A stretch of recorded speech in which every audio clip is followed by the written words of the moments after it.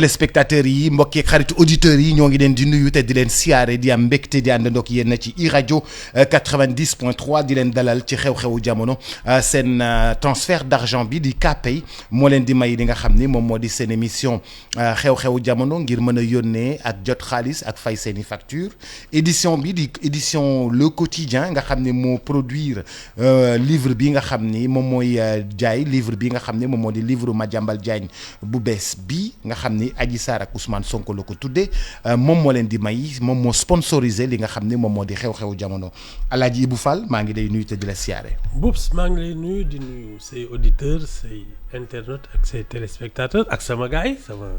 ñëpp ci biir. waaw kay ñooñu di yaa ngi nuyu ñëpp ñooñu di ko fi. waaw d'accord mbaa yaa ngi am jàmm. ça va et toi. bien merci Alaaji Ibou tey dañuy tàmbalee drame bi nga xam ni moo dal ci kaw Sénégal nga xam ni ay xale yoo xam ni dañu doon dem.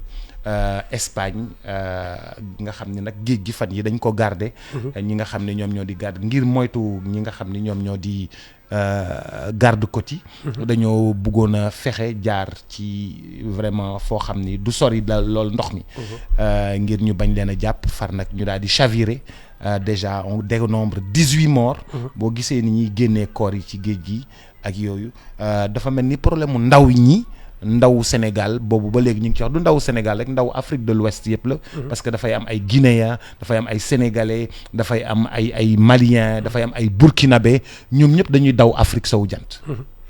Alors man ñaari yëf laa ci gis benn bi mooy suñu njaboot gi xat na ci suñu dëkk yi.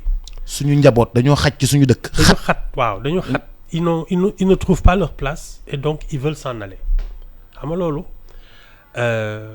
ça veut dire que ñun notre organisation sociale a fait de telle sorte que les enfants de ce pays ne veulent plus rester dans ce pays loolu li muy firi mooy que ñun toppatoo ñu suñu njaboot ça c'est le premier constat à observer. ñun toppatoo ñu suñu njaboot ñun toppatoo ñu suñu njaboot. Ces gosses-là, ils ont du mal à trouver leur place dans la société sénégalaise te Boubs du lenn loo xam ne war na fi manqué ba ñu war a mën a dem feneen parce qu'ils sont chez eux en principe mais quand tu as le sentiment d'être un étranger chez toi da ngay xat. comment naka la ñuy sentir ne ay étranger la ñu ci biir dëkk bi parce que ñun ni ñu organiser société bi dafa mel ni xale yi bokkuñ ci ñun. Parce que suñu nekkee fii ils n'ont pas le sentiment que ñu ngi leen di sóoraale ci li ñuy def ci wàllu éducation surtout formation ça parce que loolu rek moo lay may initiation à la citoyenneté moo lay may nga xam sa place ci société bi da ngay juddoo fenn ñu yaree la fii nga xam naka ngay jëflanteeg ñi nga dëkkal or nous notre système d'éducation s'est effondré. Que ce soit l'école publique que ce soit la famille ñun dañu commencé sàggane suñu njaboot te loolu dafa yàgg moo tax xale yi dañuy toll foo xam ne ils se disent on n'a pas notre place dans la société on s'en va dañ fi xat. mais Ibou mënuñu. ñoom suñu seen doom yi. nga xam ne dañuy nekk en kii di chômer ak yooyu dañ leen di organiser ñuy ñëw fii ils n'ont besoin de rien du tout. à part un billet d'avion et des frais d'hôtel te léeg-léeg sax ñu ñëw di dëkk ci kër yeeg yooyu on n'exige rien d'eux. mais comment tu peux considérer notre pays comme un ghetto nga xam ne ñun dañu fi tëj. et ça c'est dans la tête. ah. c'est dans la tête. parce que ñoom dañuy ñëw di ñu def ay ouvriers agricoles di ñu def ay ouvriers yoo xam ne dañuy liggéey ci phosphate bi ay ouvriers ñun dañuy liggéey ci or bi ñoom ñu jël ko yóbbu ko. les occidentaux les chinois tout ce que tu veux su ñuy ñëw fii ils n'ont besoin d'aucun papier dañuy jël seen billet ñëw ils prennent aucun risque amul pirogue amul làqatu ci ay côte ak yooyu aéroport bii la ñu wàcc ñun suñu njaboot suñu bëggee dem ci dëkk yooyu fu ne la ñuy jéem a dugg fu leen la ñuy jaare mais attends y a un problème. ñun ñoo amul fulla. ma ngoog c'est tout. mais Ibou man je pense que c'est beaucoup plus profond que ça est-ce que c'est une migration économique seulement. D'abord je pense que parce que dañuy wuti xaalis. waaw te ñoom am nañu xaalis. non du affaire xaalis c'est du désespoir boobu si ñàkk xam fan ngay taxaw ci dëkk bi. ci dund bi. waaw parce que tu peux le comprendre soo demee dëkku jàmbur nga xam ne xeetoowu leen bokku leen diine bokku leen dara nga dem ci dans un pays étranger tu ne trouves pas ta place c'est presque normal parce que c'est une question de culture d'environnement yooyu mais dans ton propre pays tu ne trouves pas ta place boobu c'est insupportable yow soo demee kër jàmbur balaa ngay toog dinañ la ne toog fii nga war a toog ak yooyu du loolu. mais yow sa biir kër xamoo sax foo war a toog te sa biir kër la mais ça c'est insupportable. mais ça ne vaut pas la peine de risquer la mort. ah ñoom ils considèrent qu'ils sont déjà morts morts socialement donc ils n'ont rien à perdre. yow xale yi dañoo gëm ni ñoom dee nañu ba pare. ah oui parce que li ñuy def nii xanaa kay xarul deuxième xaru bi la rek parce qu'ils sont morts socialement maintenant mourir physiquement pour eux qu'est-ce que ça représente rien. mais pourtant les gouvernants ont tout essayé les Européens ont tout essayé mais ils ont tout essayé pour arrêter ça. Pour arrêter cette migration. C'est pas une question d'arrêter tu sais parce que ñoom ni ñu koy bëgg a gisee mooy teg ay barrières teg ay visas jafeel kii bi voyage beeg yooyu ça c'est pas parce qu'ils tenteront toujours le problème c'est de faire en sorte qu'ils ne veuillent pas partir loolu mooy wax ji ñun juddoo seen dëkk ne man dara jaraluma may génn dëkk bi demuma tukki. suba demul vacances. vacances fii laay toog parce que fii moo ma neex je suis chez moi c'est ça qu'il faut cultiver parce que ay yokk visa yi yokk kii ut ay garde-côte ak ay kii di arrêter ay passeurs ak yooyu ça n'arrêtera rien booy dañuy dox sax ci désert bi di dem alors ça n'arrêtera rien le problème c'est de leur ôter mais c'est que kuy dox ci désert bi da nga xamul désert. mais dama ne la tu considères que tu n'as plus rien à perdre dem nga. lu ma am jël. su ma dundee baax na su ma dee baax na. oui. mais à ce point. à ce point kay c'est le désespoir yaakaar bu tas rek c'est tout. mais je te disais léegi que ni waa Europe joxe nañu ay xaalis joxe nañu financé nañu. pas ça le problème. pour yëf yi pour nit ñi pour mën a retenir ici. mais les jeunes. ça veut dire c'est comme si ils avaient construit déjà des murs d'une prison de 2 mètres. doyul nga tegaat ci yeneen 2 mètres muy des murs de 4 mètres. c'est toujours une prison. le problème c'est que ça nous ne devons pas nous sentir en prison chez nous. est-ce que ñun bëriwuñu wala nous n'avons pas fait trop d'enfants. dañoo bëri xale yi dañoo bëri. la grande jeunesse. la très grande jeunesse de notre population. au contraire boobu c'est une force mais xam nga lan mooy si. au contraire c'est une force. ah oui xam nga y a 2 manières de voir les jeunes. soit tu te dis ce sont des bouches à nourrir. soit tu te dis ce sont des bras pour travailler. léegi nag c'est à toi de prendre de considérer l'affaire soit tu te dis man sama njaboot gi amu fi benn njëriñ lu toog di lekk di naan donc je m'en fiche. soit tu te dis ñii nag ils vont construire notre pays donc tu vas faire en sorte qu'ils soient en mesure de construire un pays fu 10 doomu tubaab nekkee di tabax yow tu en auras 50 c'est pas la même chose. fu 10 di defar 50 leen mën mais il faut faire en sorte que justement nos enfants soient compétents et préparés c'est ça nous notre faiblesse on n'a pas fait assez d'enfants on ne s'en occupe pas c'est ça la vérité. mais Ibou occupé on ne s'en occupe pas ñoo ngi leen di dugal école ñu ne école bi baaxul ñoo ngi leen di former ñu ne former bi baaxul ñoo ngi leen di jàngal ba bac ñu ne mënuñu dara ñu dugal leen université ñu génn ñu ne mënuñu dara. tu sais Boubs nous notre école elle a pris sa racine dans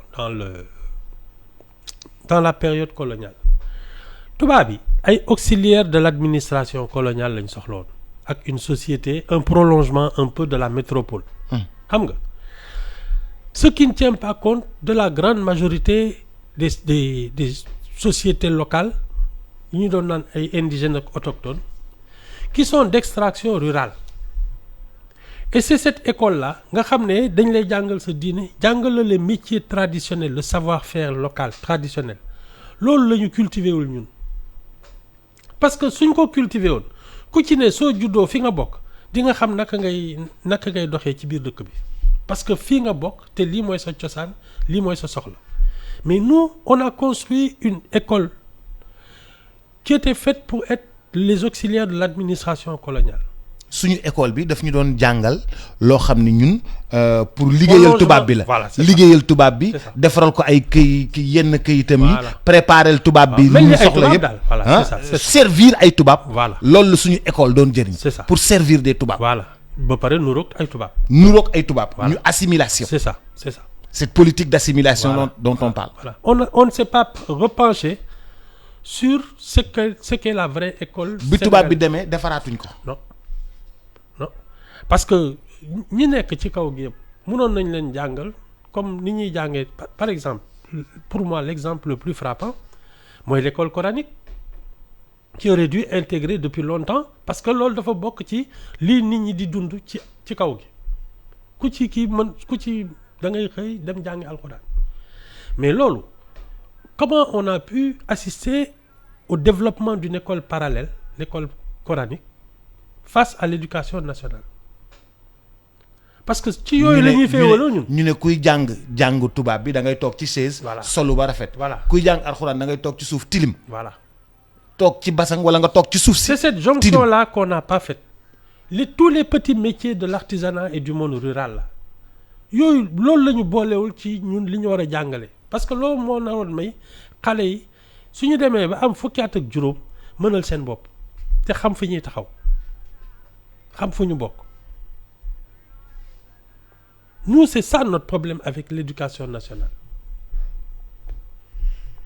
on veut rester des auxiliaires du monde colonial mais attends sotti léegi d'accord naa ak yow ba pare ci loolu yëpp mais terewul on a un problème de société un problème bu mag bu nekk suñu kanam mais parce que benn dee dafa bari mais on a depuis quelque temps c'est 300 et quelques morts des jeunes yoo xam ni mënoon nañu liggéey lu ne mën nañu tabax lu ne mën nañu def lu ne comment il faut s'en occuper sérieusement Boubs on a besoin de tous nos bras on a besoin de nos enfants mais xale yi balaa ngay leen di mën a jëriñ da nga leen di defar ba ñu nekk ay citoyens nga xam ne suñu xëyee taxaw xam nañu fu ñu jëm xam nañu lu ñuy séq ak nit ñi xam nañu ban njëriñ la ñu war a amal seen réew loolu ñun ñoo ko war a ji ba mu sax tant que saxaluñ ko ci biir xale yi danañu duñu bàyyi di génn réew mi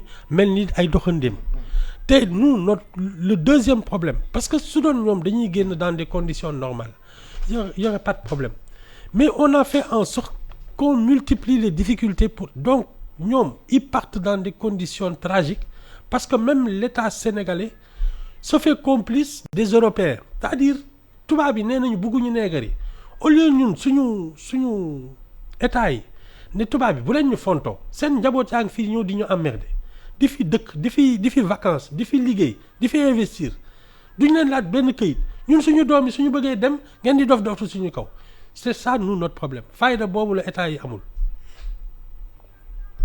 parce que nos enfants partent dans des conditions dangereuses mais ku leen te dindoon affaire visa bi lii ñuy jox ay passeurs fay na billet d'avion fay na frais d'installation.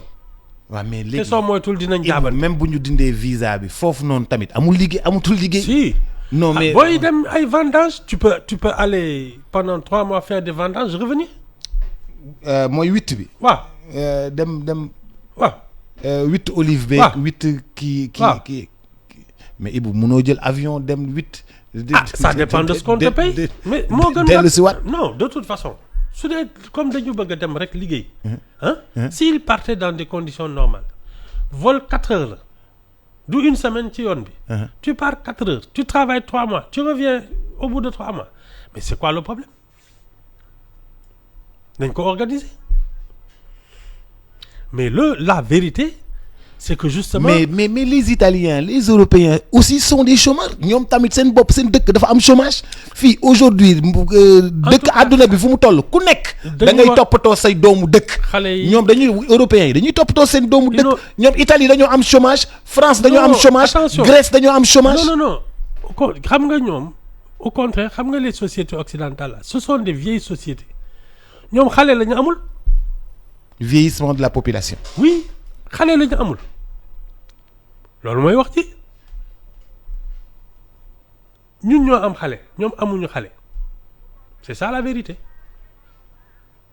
mais ñoom sax ils jugent que dañ fa bëri de ñoom dañuy juger que ni ñoom dañoo fees seen dëkk bi trop. non ñoom seen ay problème bopp la ñu am mais moi ce que je considère comme inadmissible c'est qu'il n'y ait pas de réciprocité maanaam ñun suñu njaboot yi dañ ñoom chaque mesure qu'ils prennent mooy yokku muru prison bi bu njëkk 2 mètres loolu ñu tegaat ci 2 mètres muy 4 suñu demaatee toog tuuti ñu naan pourtant loolu terewul dem ñu yokkaat ko muy 8 mètres mais c'est le même problème. États-Unis même problème am ak Mexique. voilà c'est ça. Mexique def nañu grille def nañu miiru.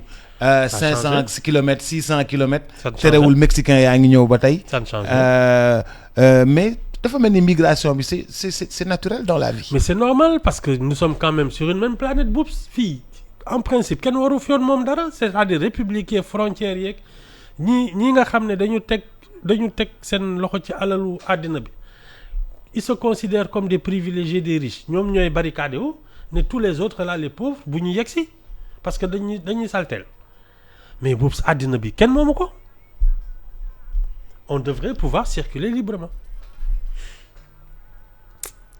mais nègres yi nangu nañ ko ne bon ñun xam nga kon ñun dañu sonn bon suñ la laajee visa nga d'accord c'est pas normal. mais pourtant ñun bi ñu commencé laaj visa affaire bi dafa mujjoon na compliqué ci ñun ba ñu bàyyi ko mujjee woon nañ fi di laaj visa. Ça dépend ci li nga am rek. ça dépend de ce que tu vends. tu sais ñun d'abord on n'a pas beaucoup d'estime pour notre pays. donc ça veut dire que. On considère que les gens qui viennent ici nous font un honneur mais dëkk yi nga xam ne ils considèrent que ñoom seen dëkk moo gën dëkk yi ci àddina. sooy dugg seen dëkk ils te font l'honneur de te recevoir c'est pas le même état d'esprit ñun c'est l'inverse ñun dañuy naan waaw nañu indi ay bailleurs de fonds vraiment touristes yi nañ ñëw ñii ña suñu defaroon suñu dëkk ba nga xam ne ñëppay fàq di daw si naan Sénégal la neex suñu laajtee visa gaa yi fay ko. suñu laajtee visa gars yi fay ko bu baax ils ont des intérêts ici le gaz le pétrole le zircon tout ce que tu veux un pays agréable soo bëggee solu bu rafet Dakar ngay ñëw mais les gens tu leur demandes un visa ils payent si tu veux te soigner c'est à Dakar que tu te soignes tu demandes un visa ils payent soo bëggee jàng bu jaar yoon Dakar ngay ñëw mais soo leen laajee visa ñu fay c'est que nous on n'a pas pris la mesure de notre potentiel et c'est dommage. ñun daal li ñu am yëpp dafa mel ni gisuñu ko. dañ ko faydaalul. li ñu am yëpp faydaaluñu ko. c'est ça. pourtant am nañu or mais ñun amul sénégalais yuy exploiter or bi ñeneen ñi nekk ci biti ñoo koy. exploiter c'est de ça que je te parle. am nañu phosphate. Indiens yi ñoo koy. zircon bi c'est des Australiens. zircon bi australien ñoo koy kii. jën yi bateau de pêche yu européens yi ñoo koy jël.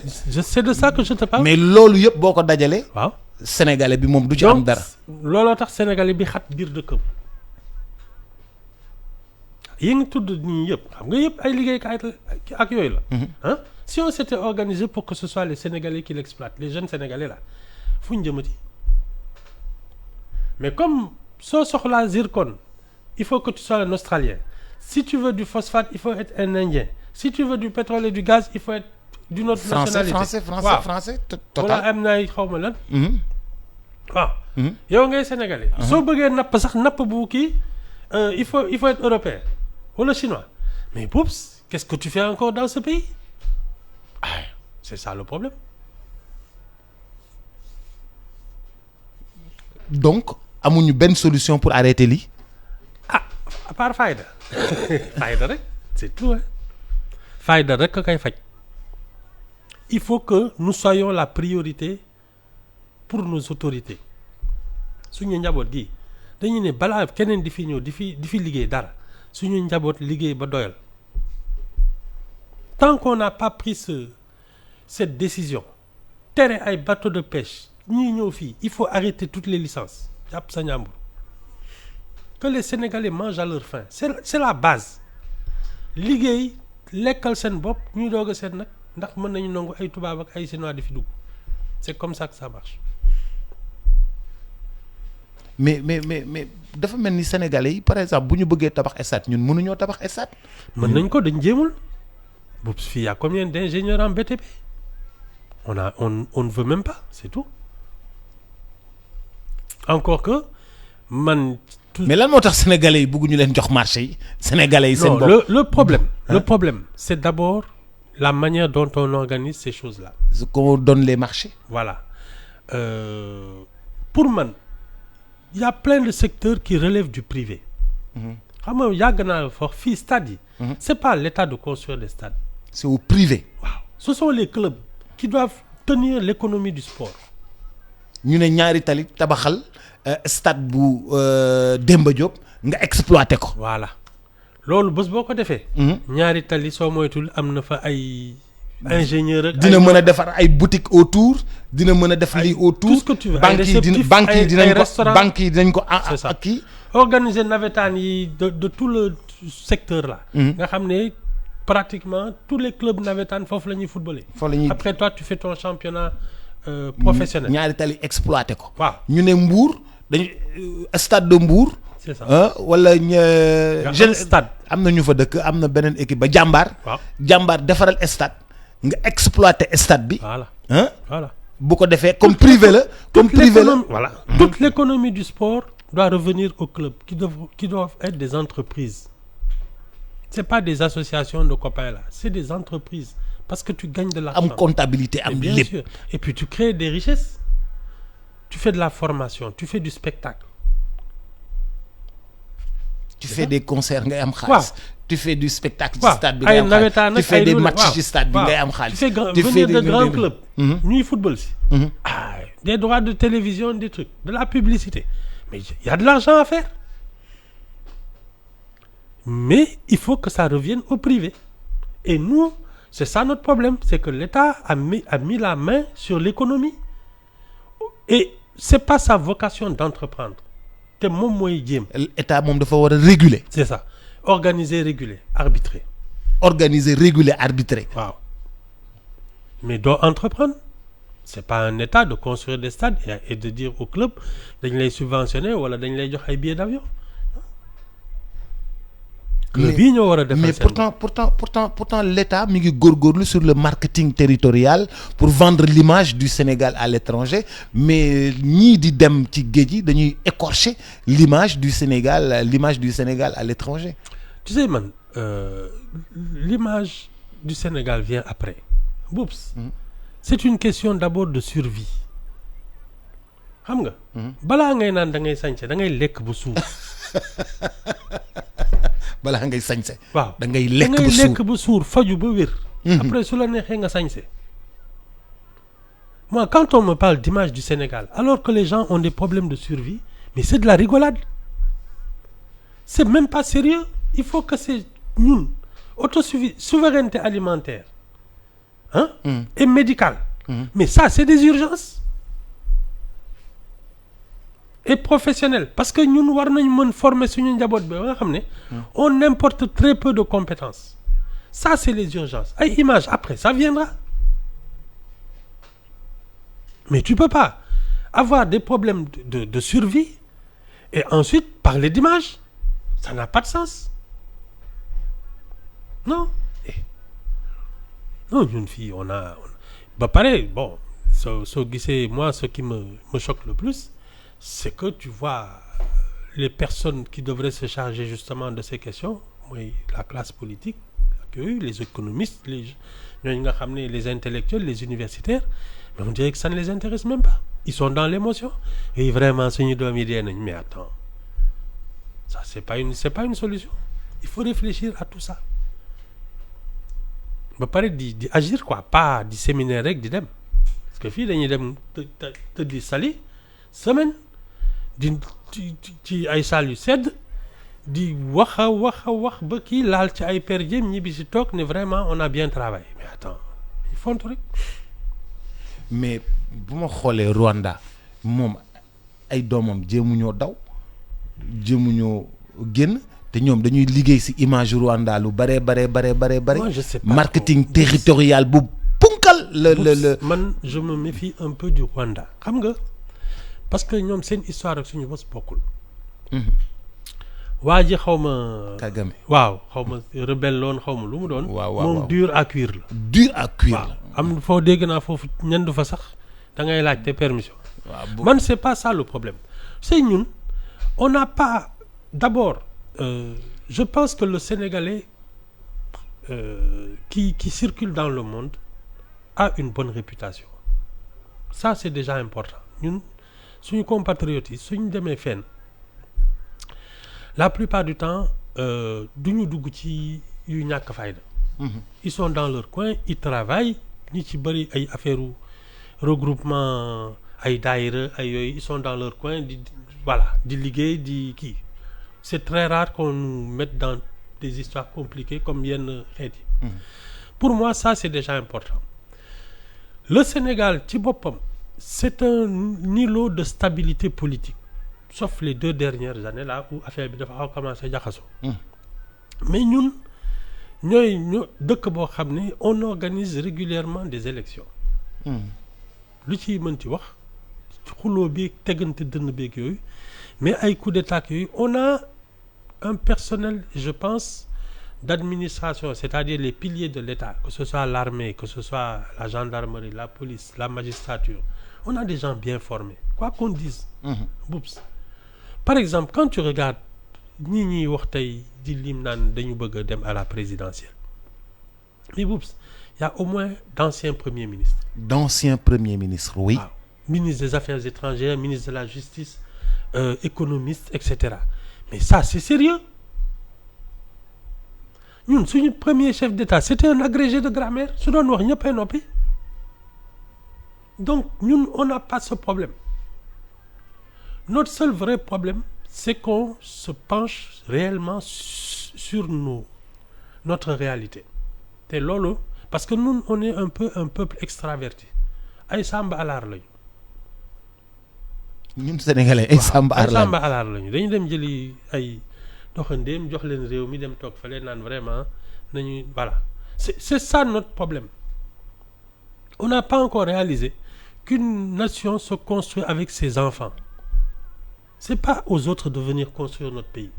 Autorités, elles ont beau être jolies, mais si ce ne sont pas des Sénégalais qui savent le faire, c'est que notre pays ne nous appartient pas. Et nous, c'est peut-être cette révolution-là qu'on n'a pas encore faite. Même di indi ay indien ay turc ay kii. mais bu fekkee ne ñun mënuñu ko. mais mun nañ ko Boubs.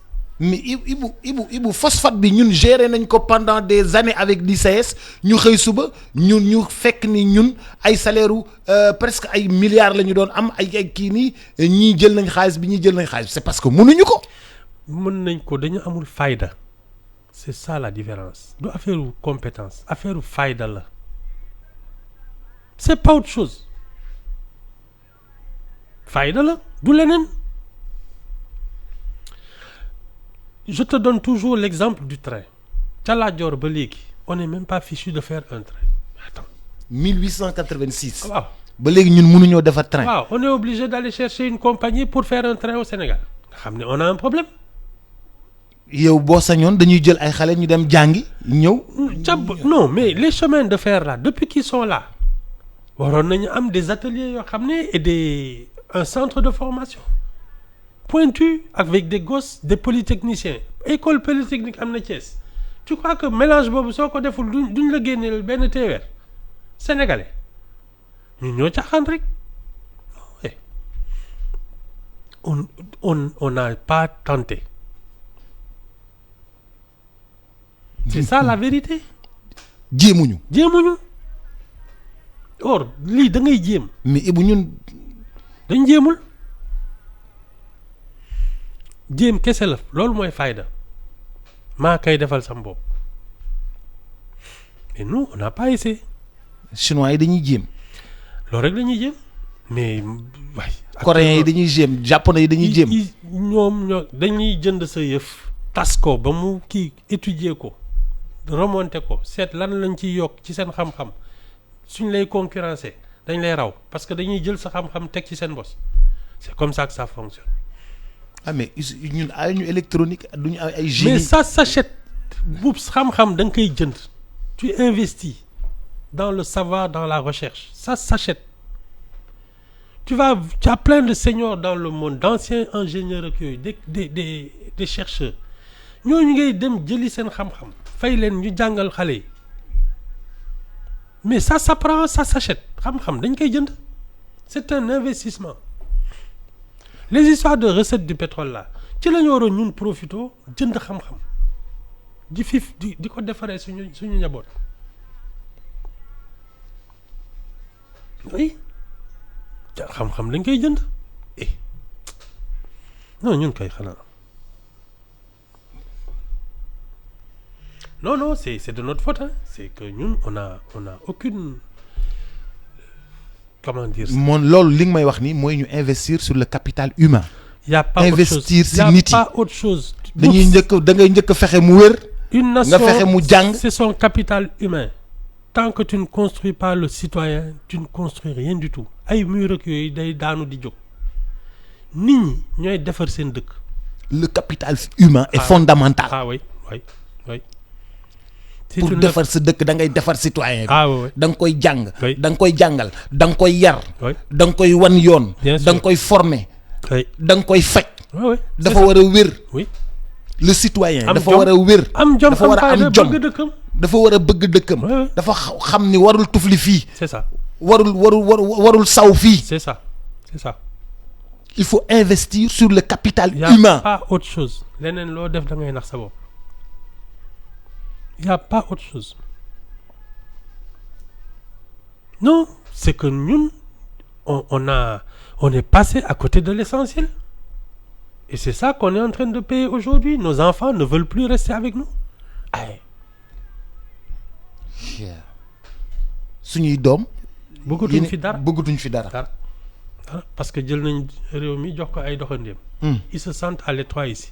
Quand les entrepreneurs, les employeurs étrangers viennent faire travailler des Sénégalais, ils les traitent comme des moins que rien. waaw léegi man ci ban dëkk ngay dem fekk benn nègre ñëw téye doomu tubaab bi di leen engueuler te dina fa def 24 heures waaye yow attends. waaw tu ko. léegi Ibou léegi lan mooy solution bi. Il faut reprendre en main, je pense, parce que c'est une question de redressement. Am na ci ñoo xam ne mag nañ ba pare. Mais je pense qu'on a besoin de ces bras-là. Mais il faut vraiment un encadrement sévère. Et moi, je pense à la militarisation de beaucoup de choses. On l'a dit dans ci conclusion wu dialogue national bi. Il faut service militaire obligatoire. Il faut boo moytuwul mi ngi ñëw. les services de transport en commun. Il faut pratiquement les services de médecine ak yooyu. Tu sais, il y a des services yoo xam ne c'est obligatoire. Il faut que la discipline revienne régner dans ce pays. Mettre de l'ordre. Ça, c'est la première chose. Ensuite, atteindre la souveraineté alimentaire. booy yi di traité fii yëpp def leen ay commando installé leen ci dëkk bi pour que le Sénégal mange à sa faim. loolu moom. Ça, c'est la première des choses à faire. Parce que li ñuy jooy naan léegi lépp cher mais c'est parce que ñu ñoo ko liggéeyul. lépp cher ñun liggéeyuñu ko. Si tu veux tout importer. boo bayoon ceeb du seer. ceeb bu bari du seer. Ce serait moins cher. boo bayoon dugub bu bari du seer. Encore que même si su chéré comme yaa ko liggéey. soo ko jaayee encaissé ko. Parce que la différence entre danaa wàññi njëkk yi ak danaa yéegi njëkk yi c'est quoi? C'est soit tu parles à un consommateur, soit tu parles à un producteur. Au consommateur, tu vas lui dire je baisse les prix. Au producteur, tu vas lui dire je hausse les prix. Wala de loolu. Alors, nous, est-ce qu'on accepte d'être des consommateurs on accepte d'être des producteurs. C'est dans l'état d'esprit. On est beaucoup plus consommateur que C'est producteur. ça notre problème. Senghor, il a battu campagne dans les années 50 en disant damay yokk njëgu kii bi gerte bi. Hein? Ça lui a fait un succès. En 88, Wade, c'était je baisse le prix du riz. Ça veut dire que nous sommes passés de producteurs à consommateurs et d'assistés. C'est ça, nous, notre problème. Il faut redevenir des producteurs. Redevenir des Ah producteurs. oui. Arrêter la mentalité d'assister. Ça ne sert à rien. ñu ngi may xamal ni le meilleur stade d'Afrique du Sud a été fait par un Sénégalais. ñu faal.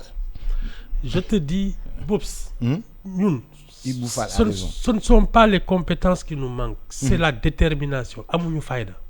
Stade bu Afrique du Sud bi gën a rafet bi gën a mag Sénégalais ko dessiné. defar ko Mais am na fi en pagaille, Boups. Je sais pas de quoi on manque, mais pas de ressources humaines. mais terewul n'empêche. Oui, mais on n'a pas de volonté. nos enfants meurent encore en mer. C'est ça. jëluñu leen en charge sóoraale wuñu leen. Exactement. On ne s'occupe et pas. dañ fee xat. Voilà, dañ fee xat moo tax ñuy daw. jërëjëf Alaaji Ibou Fall. Ba suba ak jàmm. ba suba ak jàmm incha allah ak Mouhamadou Kandji ci suñu journal des faits divers di fàttali ni KPI moo leen doon may seen émission xew-xewu jamono ak ki nga xam ni moom moo di les éditions quotidiens